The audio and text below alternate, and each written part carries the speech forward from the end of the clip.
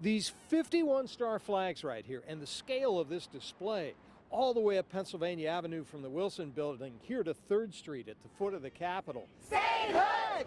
Brilliantly defiant, according to DC residents demonstrating for DC statehood.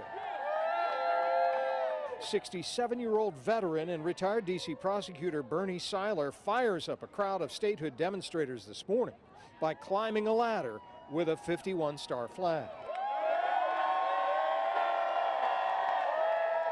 Some brave men stood on Breed's Hill in 1775 and faced down the British, shouting, "Taxation without representation is tyranny." Tyranny still exists until that 51st star goes up there.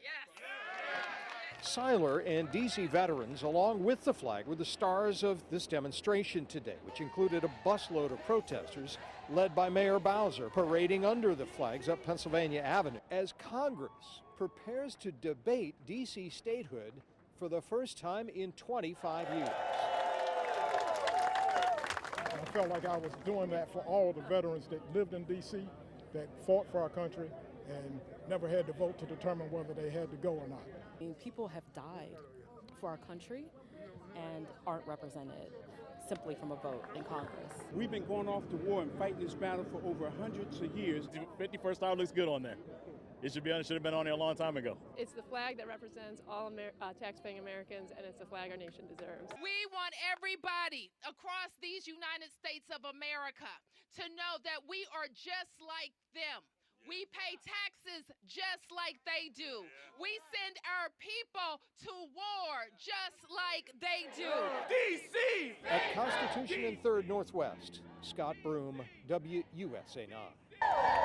The momentum to make DC the 51st state isn't wavering, but one man says, of course, this is all a waste of time and money. DC statehood occurs regularly, and it fails regularly.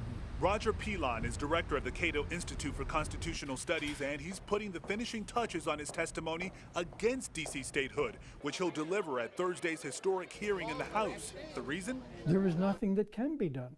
The Constitution is very clear. Pilon maintains it requires a constitutional amendment to make DC a state, meaning it's not just up to Congress, but the states also have a say in how this plays out. In states that are red, you will never get them voting for DC. Statehood now! So what's Pilon's solution to the obvious inequity that needs to be addressed? More than 700,000 DC residents paying federal taxes without a vote in Congress.